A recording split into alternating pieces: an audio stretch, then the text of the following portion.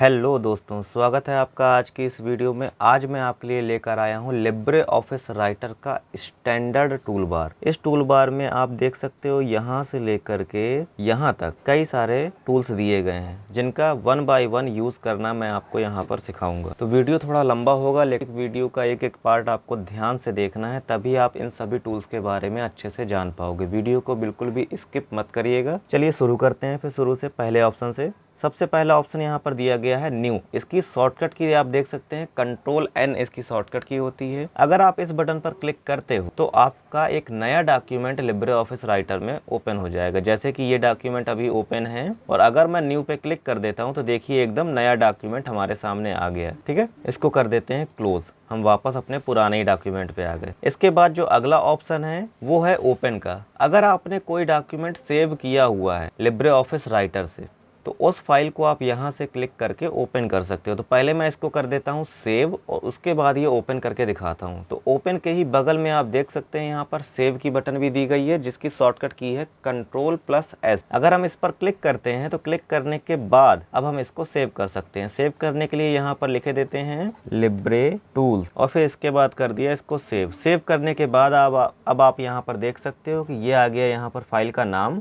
और डॉट लगाकर ODT आ गया इसका एक्सटेंशन। यानी कि इससे आपको एक क्वेश्चन मिल गया कि लिब्रे ऑफिस राइटर की जो फाइल्स होती हैं वो .ODT एक्सटेंशन के साथ सेव होती हैं। और अगर आप किसी फाइल का कोई नाम नहीं लिखते हो तो यहाँ पर बाय डिफॉल्ट अनटाइटल्ड 1 लिख कर आता है फाइल का डिफॉल्ट नेम। तो इस बटन का यूज करके हमने इसको कर दिया है सेव। अब अगर आप ये लिब्रे ऑफिस राइटर को कर देते हो बंद और बंद करने के बाद वापस कभी लिब्रे ऑफिस राइटर को ओपन करोगे और अगर आपको वही फाइल ओपन करनी है तो ओपन करने के लिए यहाँ पर ओपन नाम का विकल्प भी दिया गया है। आप यहाँ कंट्रोल+O बटन दबा सकते हो या ओपन बटन पे क्लिक कर देना है। क्लिक करने के बाद अब आपको वो फाइल सर्च कर लेनी है। जैसे हमने उसका नाम रखा था क्या, लिब्रे ऑफिस टूल, तो वही यहाँ पर सर्च कर लेंगे जो हमने अभी लिखा था लिब्रे टूल और इसको कर दिया ओपन। ये देखिए हमारी वही फाइल अब ओपन हो चुकी। तो उम्मीद है ये 3 ऑप्शंस आपको समझ में आ गए होंगे, न्यू, ओपन, सेव। न्यू की शॉर्टकट की है कंट्रोल+N, ओपन की शॉर्टकट की है कंट्रोल+O,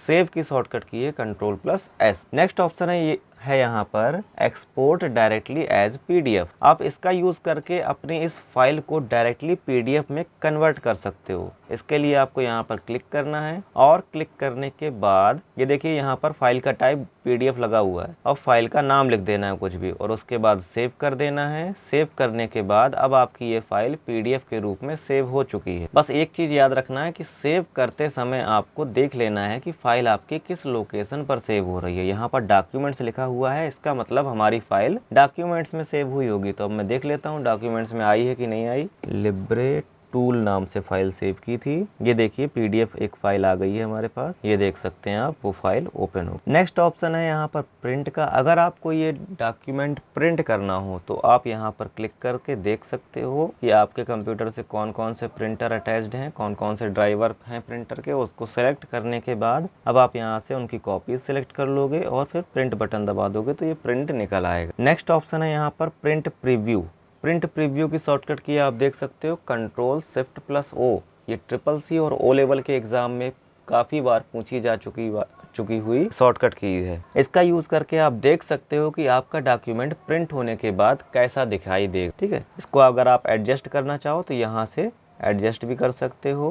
पेज 1, पेज 2 या जितना भी आपको यहाँ से देखना, जूम वगैरह, जूम आउट या किस व्यू में देखना है वो भी आप यहाँ से डिसाइड कर सकते। फिलहाल मैंने 1 पेज व्यू लगा दिया तो देखिए एक पेज एक ही बार में दिखाई दे रहा है। अगर मैं 2 पेज लगा दूंगा तो एक बार में 2 पेज आपको दिखाई देंगे। प्रिंट प्रीव्यू को क्लोज करना है तो यहाँ पर देखिए बटन दी गई है, यहाँ से आप इसको क्लोज कर सकते हो। तो वापस से हम लिब्रे ऑफिस में ही आ जाएंगे इसके प्रीव्यू को से अलग हो। इसके बाद अगला बटन है यहाँ पर कट का, फिर उसके बाद कॉपी का, फिर इसके बाद पेस्ट। तो कट और कॉपी करने के बाद अगर आप पेस्ट कर देते हो तो आपका लिखा हुआ टेक्स्ट या सिलेक्ट किया हुआ कोई भी कंटेंट एक जगह से हटकर दूसरी जगह आएगा। अगर आप कट करके पेस्ट करोगे तो आपका डॉक्यूमेंट या सिलेक्ट किया हुआ कंटेंट एक जगह से कट होकर दूसरी जगह पर पेस्ट हो जाएगा। लेकिन अगर आप कॉपी करते हो तो आपका सिलेक्ट किया हुआ कंटेंट एक जगह पर भी रहेगा, पहली वाली जगह पर भी रहेगा और फिर दूसरी जगह पर भी पेस्ट हो जाएगा। करके देखते हैं इसको। जैसे ये वाली लाइन मुझे यहाँ से कट करके यहाँ पर रखनी है। मैंने पहले उसको सिलेक्ट किया और फिर कट बटन दबाया और फिर पेस्ट कर दिया, तो देखिए वहां से हटकर यहाँ आ गई। फिलहाल हम इसको फिर से अंडो कर रहे हैं कंट्रोल जेड बटन दबाकर, और अंडो करने से ये वापस पहले जैसा हो गया। फिर से इसको सिलेक्ट किया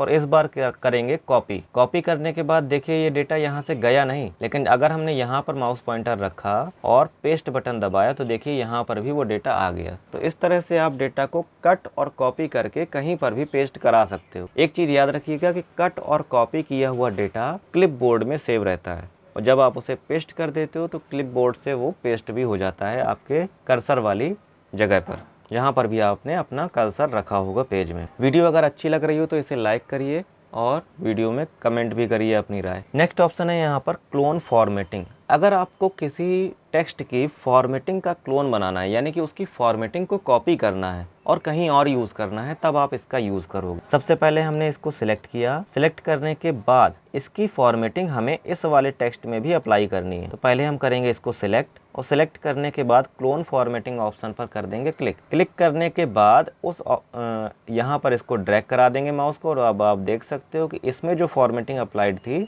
वही फॉर्मेटिंग इस वाले टेक्स्ट में भी हो चुकी है। इसको एक बार और करके देखते हैं। तो पहले इसमें कुछ फॉर्मेटिंग अप्लाई कर दें। ये देखिए यहाँ से इसको हमने फॉर्मेट कर दिया। फॉर्मेट करने के बाद इसको किया सिलेक्ट। सिलेक्ट करने के बाद क्लोन फॉर्मेटिंग पे गए और इस वर्ड पे हमने इसको ड्रैग करा दिया। तो देख सकते हैं जो फॉर्मेटिंग मैंने यहाँ लगाई थी वही फॉर्मेटिंग इस जगह पर भी अप्लाई हो गई। उम्मीद है ये टूल भी आपको समझ में आ गया हो। नेक्स्ट ऑप्शन है अंडो और रीडो। अंडो का यूज अभी मैंने आपको करके दिखाया था कंट्रोल प्लस जेड से, यानी कि लास्ट में आपने जो भी एक्शंस किए होते हैं उनको ये हटा देता है, रिजेक्ट कर देता है। जैसे कि अभी लास्ट में हमने इस वर्ड पे आस्क्ड वर्ड पे फॉर्मेटिंग अप्लाई की है। तो अगर मैं कंट्रोल जेड बटन दबाऊंगा तो देखिए वो फॉर्मेटिंग यहाँ से हट गई। और अगर एक बार और कंट्रोल जेड करेंगे तो प्रोसेसर पे जाकर वो उस पे हाईलाइट किया था ना हमने लास्ट में, वो भी हट गया। और करेंगे तो देखिए इसका साइज भी छोटा हो गया। और इसको अंडो कर देंगे तो देखिए वापस से ये पहले जैसा हो गया। रीडो अंडो का ही उल्टा काम करता है। जो स्टेप आपने अंडो किए होंगे उनको ये 1 बाय 1 वापस ठीक कर देगा। इस पर क्लिक करेंगे, देखिए अंडो किया हुआ पहला स्टेप वापस आ गया, फिर इसके बाद दूसरा स्टेप वापस आ गया, फिर अब हाईलाइट भी लग गया, अब इसके बाद इसमें भी हाईलाइट लग गया। ठीक है।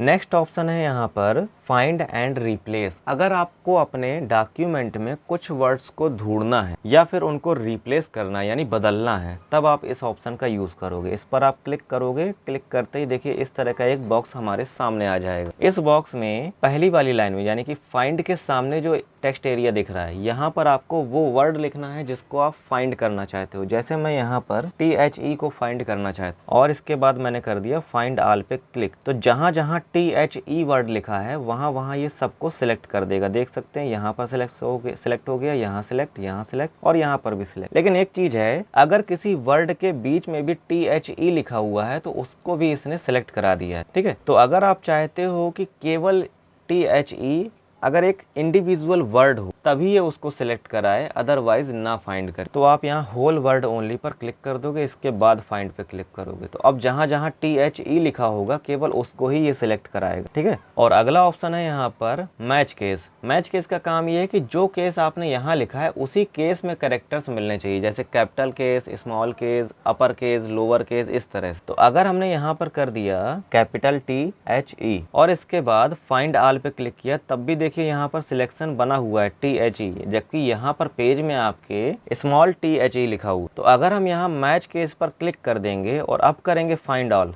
तो अब जहाँ जहाँ कैपिटल T और फिर HE लिखा होगा केवल उसको ये सिलेक्ट कराएगा। लेकिन हमारे डॉक्यूमेंट में कहीं पर भी कैपिटल THE नहीं मिला, इस वजह से रेड कलर से हाईलाइट हो। अगर हम किसी एक जगह पर इसको चेंज कर देते हैं, जैसे कि यहाँ पर THE कहीं लिखा था, इस जगह इसको हमने अब बना दिया कैपिटल। और अब अगर हम फाइंड ऑल कराएंगे तो अब आप देख पाओगे कि एक जगह पर सर्च की फाउंड एक जगह, और ये देखिए यहाँ पर ये मैच हो गया और सिलेक्ट भी हो गया। ये देखिए सिलेक्ट हो गया। अब बात कर लेते हैं रिप्लेस की। अगर आप फाइंड किए हुए वर्ड्स को किसी और वर्ड से रिप्लेस करना चाहते हो तब आप रिप्लेस का यूज कर सकते हो। जैसे फिलहाल हमने मैच केस से टिक हटाया और इसको कराया सिलेक्ट। देखिए 12 टाइम यहाँ पर मैच कर रहा है। ठीक है। अब हमें इसको रिप्लेस कर देना है 1 2 3 से। तो अगर आप एक एक करके रिप्लेस करना चाहते हो तो आप फाइंड नेक्स्ट या फाइंड प्रीवियस कर सकते हो। तो ये 1 बाय 1 सिलेक्शन बनेगा आपके पेज में, और वो सिलेक्शन अगर आपको रिप्लेस कराना हो तो आप सिंपली रिप्लेस पे क्लिक कर दोगे और वो चेंज हो जाएगा। लेकिन अगर आप चाहते हो कि जहाँ जहाँ THE लिखा है उन सभी जगहों पर एक साथ हम चेंज कर दें, रिप्लेस कर दें इस वर्ड को, तो आपको पहले फाइंड डाल करके सबको सिलेक्ट कर लेना और फिर उसके बाद रिप्लेस ऑल पे क्लिक कर देना है। और अब आप देख सकते हो कि जहां जहां भी THE लिखा हुआ था उन सभी जगहों पर 1 2 3 आ चुका है। तो उम्मीद है ये टूल आपको समझ में आ गया होगा। आगे अगला टूल अब देखते हैं और अगला टूल है चेक स्पेलिंग और इसकी शॉर्टकट की होती है F7। तो हमने यहाँ पर किया क्लिक करते ही एक बॉक्स हमारे सामने आ गया और लिखकर आ गया कि the spell check is completed, यानी कि इसको यहाँ पर कोई भी गलती नहीं दिखाई दी। चलिए अच्छा एक बार इसको दोबारा ओपन करते हैं, शायद इसको अब गलती दिख जाए। ये देखिए अब यहाँ पर गलतियां इसको मिली। ठीक है, तो एक गलती इसे मिली है वर्ड परफेक्ट नाम के इस स्पेलिंग, और इसको ठीक करने के लिए यहाँ पर सजेशन दे रहा है कि वर्ड परफेक्ट अगर हम इस तरह से लिख दें तो ये गलत नहीं है, सही होगा। तो हमने इस सजेशन को कर लिया पिक, और पिक करने के बाद कर दिया करेक्ट करते ही अब आप देख सकते हो कि ये ऑप्शन यहाँ से, ये स्पेलिंग यहाँ पर ठीक हो चुकी है। ठीक है, अगली स्पेलिंग इससे जो मिस्टेक लग रही है वो है CCC एग्जाम। ठीक है, तो इसको अगर आप यहाँ से सजेशन से ठीक करना चाहो तो कर सकते हो, और फिर भी अगर आपको ये लगता है कि ये स्पेलिंग सही है तो आप इसे ऐड टू डिक्शनरी कर सकते हो, जिस वजह से ये अब आगे कभी भी गलत नहीं दिखाएगा, क्योंकि ये वर्ड लिब्रे ऑफिस राइटर की डिक्शनरी में सेव हो चुका होगा। ठीक है, उम्मीद है ये टूल आपको समझ में आ गया होगा। बेसिकली स्पेलिंग को चेक करने के लिए और उनको करेक्ट करने के लिए इसका यूज आप कर सकते हो। नेक्स्ट ऑप्शन है टॉगल फॉर्मेटिंग मार्क। अगर आप इस पर क्लिक करते हो तो आपके डॉक्यूमेंट में जहां जहां भी आपने एंटर बटन दबाया होगा और स्पेस बटन दबाई होगी, तो एंटर बटन वाली जगह पर इस तरह का एक फॉर्मेटिंग मार्क बनकर आ जाएगा, और जहां जहां आपने स्पेस दिया होगा वहां पर कुछ इस तरह के डॉट्स बनकर आ जाएंगे, जैसे अभी यहाँ पर आपको दिखाई दे रहे हैं। ठीक है, तो फिलहाल इसका अभी कोई खास यूज नहीं है। आगे जब हम यहाँ पर क्रॉस रेफरेंस वगैरह दे रहे होंगे तब इनका यूज कर सकते हैं, लेकिन अभी इसका कोई भी काम नहीं है, तो इसको यहाँ से क्लोज कर देते। नेक्स्ट ऑप्शन है यहाँ पर टेबल इंसर्ट कराने का, और यहाँ से आप टेबल को इंसर्ट करा सकते हो। इसकी शॉर्टकट की है शिफ्ट कंट्रोल F12। ठीक है, तो टेबल को इंसर्ट कराने से पहले आपको अपना माउस कर्सर वहां पर रख देना है जहां पर आप टेबल इंसर्ट कराना चाहते हो, और उसके बाद यहाँ पर आपको करना है क्लिक करने के बाद अब आपको यहाँ पर कॉलम और रोज की संख्या सिलेक्ट कर लेनी है, और सिलेक्ट करने के बाद आपको वहाँ पर क्लिक बस कर देना है और आपकी टेबल इंसर्ट हो जाएगी। टेबल में जो पहला नंबर आप देख रहे हो, जैसे 9/6 लिखा हुआ है, तो 9 यहाँ पर है कॉलम का नंबर और 6 यहाँ पर है रोज का नंबर। तो अभी हमने यहाँ पर 4/2 की एक टेबल इंसर्ट कराई है, 4/3 की, और अब आप देख सकते हो कि यहाँ पर 4 कॉलम्स हैं ABCD, और रोज है यहाँ पर 3 1 2 3। तो कॉलम्स को हमेशा आप हॉरिजॉन्टली काउंट करोगे और रोज को हमेशा आप वर्टिकली काउंट करोगे। ठीक है, अगर आप चाहते हो कि टेबल आपको इंसर्ट तो करानी है, लेकिन यहाँ पर रो और कॉलम आपको पर्याप्त नहीं मिल रहा है, आप चाहते हो इनसे भी ज्यादा रो और कॉलम आपको चाहिए, तो अब आप यहाँ पर मोर ऑप्शंस पे क्लिक कर सकते हो और यहाँ पर मैनुअली टेबल लिख सकते हो, मतलब कितने रो और कितने कॉलम आपको टेबल में चाहिए वो यहाँ से लिख सकते हो। जैसे मुझे यहाँ पर चाहिए 20 कॉलम्स और 10 रोज, और यहाँ से आप इसकी स्टाइल भी सिलेक्ट कर सकते हो, फिर उसके बाद कर देना है ओके, और ये देख सकते हैं आप उसी स्टाइल में आपकी टेबल यहाँ इंसर्ट हो चुकी है। 20 कॉलम होंगे इस टेबल में और 10 रोज होंगे। तो उम्मीद है टेबल बनाना भी आपको आ चुका है। जब आप टेबल पर क्लिक रखते हो तो नीचे देखिए टेबल से रिलेटेड एक टूल बार आपके सामने आ जाए, लेकिन ये हम सीखेंगे अगली वीडियो में, ये अभी नहीं, अभी केवल स्टैंडर्ड टूल बार। नेक्स्ट है यहाँ पर इमेज। तो अगर आपको अपने डॉक्यूमेंट में कोई इमेज इंसर्ट करानी है तब आप इसका यूज कर सकते हो।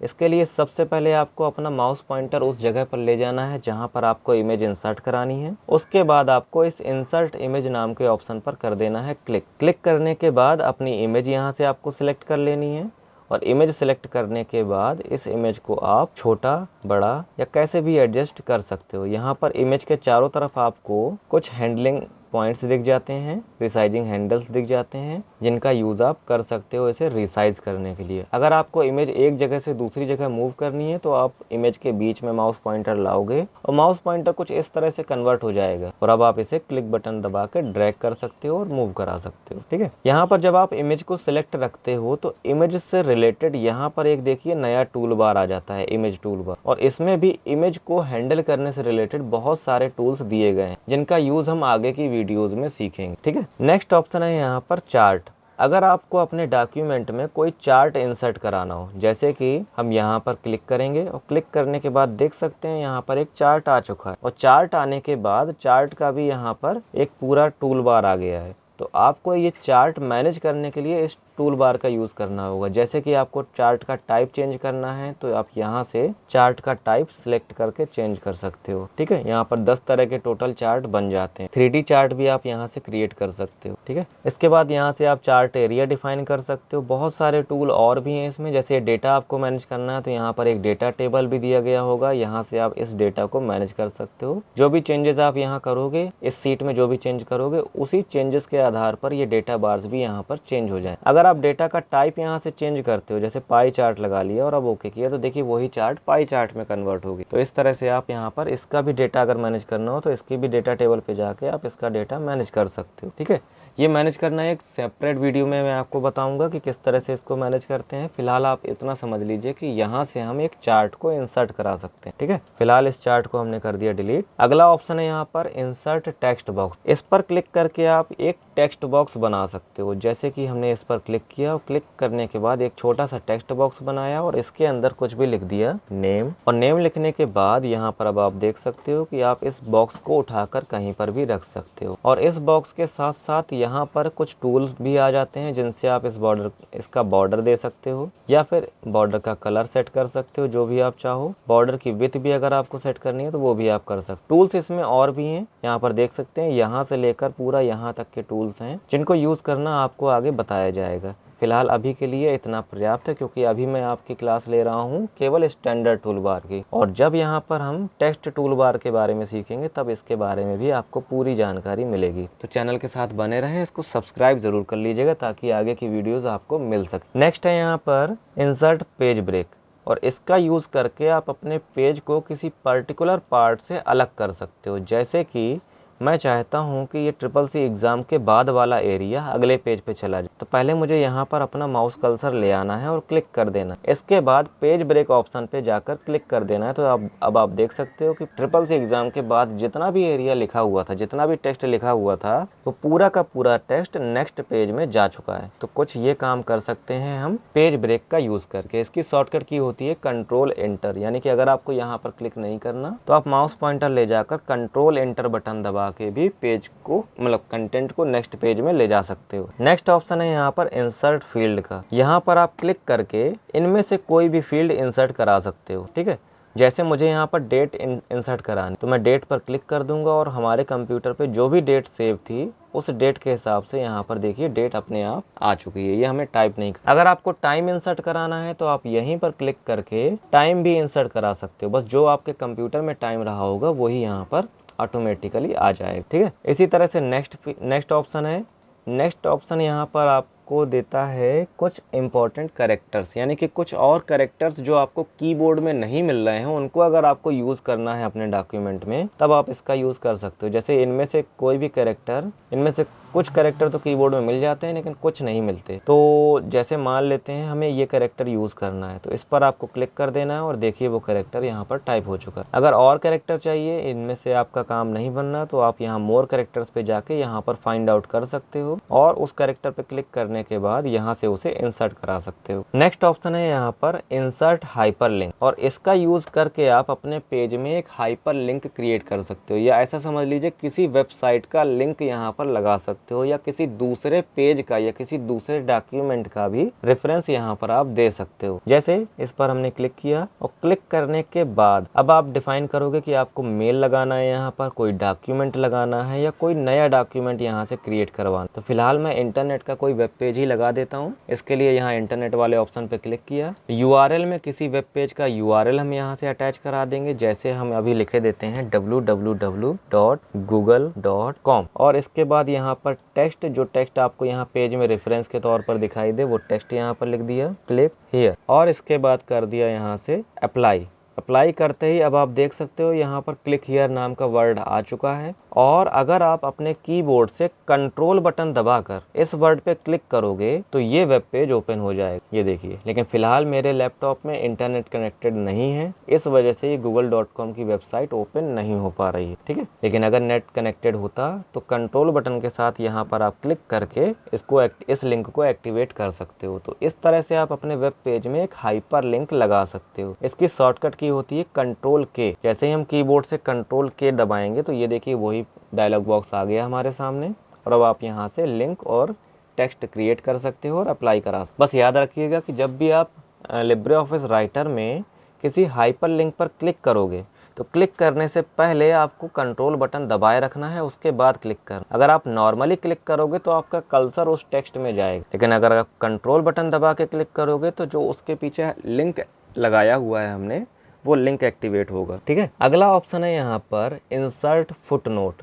और इसकी मदद से आप अपने डॉक्यूमेंट में कोई फुटनोट लगा सकते हो। फुटनोट का मतलब ये है कि अगर आपको इस वर्ड के बारे में कुछ एक्स्ट्रा जानकारी लिखनी है, जैसे मान लेते हैं इस वर्ड की हमें मीनिंग लिखनी है, तो आप यहाँ पर फुटनोट का यूज करके लगा। बस फुटनोट आपके उसी पेज के लास्ट में अप्लाई होगा। जैसे कि ये डॉक्यूमेंट पहले, ये टेक्स्ट पहले पेज में है और इस वर्ड के बारे में हमें कोई नोट लगाना, तो अगर आप फुटनोट पे क्लिक करके वो नोट लगाओगे तो वो इसी पेज के लास्ट में फुटर एरिया में नोट हो जाएगा। लेकिन अगर आप इसके बगल वाले ऑप्शन एंड नोट का यूज करके यही काम करोगे तो लास्ट पेज में जाएगा। जैसे कि अभी हमारे डॉक्यूमेंट में 3 पेज हैं, तो अगर हम यहाँ पर एंड नोट पर क्लिक करते हैं तो चौथा पेज ये क्रिएट करके वहाँ पर नोट को अप्लाई कराएगा। तो पहले मैं यहाँ पर फुट नोट का यूज़ करके राइटर वर्ड सेलेक्ट किया, फुट नोट पे गए और ये देखिए उसी पेज के लास्ट में हमारा कर्सर ऑटोमेटिकली आ गया। और अब आप यहाँ पर क्लिक करके उसके बारे में कुछ भी लिख सकते हो, जो भी एक्स्ट्रा जानकारी आप चाहो। तो मैं यहाँ पर लिख देता हूँ दिस इज ए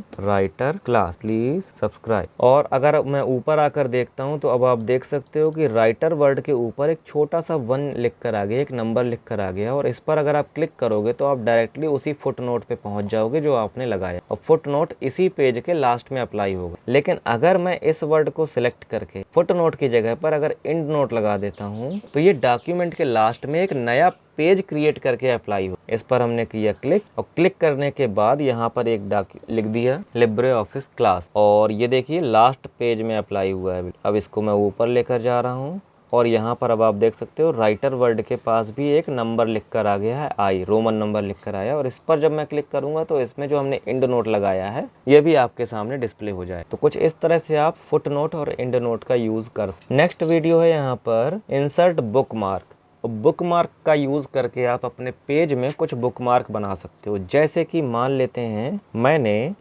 इस क्वेश्चन को सिलेक्ट किया, इसका नाम रख देते हैं क्वेश्चन 1। ठीक है, इसको सिलेक्ट किया और सिलेक्ट करने के बाद इसका एक बुक मार्क बना दिया और बुक मार्क का नाम रख दिया Q1 और फिर करा दिया इसको इंसर्ट। इंसर्ट कराने के बाद ये बुक मार्क यहाँ ऐड हो चुका है, लेकिन इसका यूज करने के लिए हमें क्रॉस रेफरेंस का यूज करना हो। ये बुक मार्क इससे बनाया, लेकिन उसका यूज करने के लिए हम क्रॉस रेफरेंस का यूज करें। तो जैसे यहाँ पर हम उसका एक रेफरेंस देना चाहते हैं, जैसे अभी हमने एक बुक मार्क बनाया है और उस चीज का एक रेफरेंस देना चाहे तो यहाँ पर कर देंगे क्लिक, और क्लिक करने के बाद क्रॉस रेफरेंस वाले ऑप्शन पे जाएं। और हमने बुकमार्क क्रिएट किए हुए हैं तो बुकमार्क पे जाएंगे और जो हमने नाम दिया था बुकमार्क का उसको सिलेक्ट करके यहाँ पर रेफरेंस टेक्स्ट दे देंगे और कर दिया इंसर्ट। इंसर्ट करते ही देखिए क्वेश्चन 1 यहाँ पर आ चुका है। और अब आप अगर कंट्रोल बटन दबा कर यहाँ पर क्लिक करोगे तो डायरेक्टली आप उसी क्वेश्चन पे पहुंच जाओगे जिस क्वेश्चन पे आपने वो बुकमार्क बनाया। तो बुकमार्क बनाने के लिए मैंने बुकमार्क का यूज किया है और उस बुकमार्क को यूज करने के लिए क्रॉस रेफरेंस का यूज किया है। और यूज कैसे किया, यहाँ पर उस बुकमार्क का रेफरेंस देख, और रेफरेंस देने के लिए क्रॉस रेफरेंस वाले ऑप्शन का यूज किया है।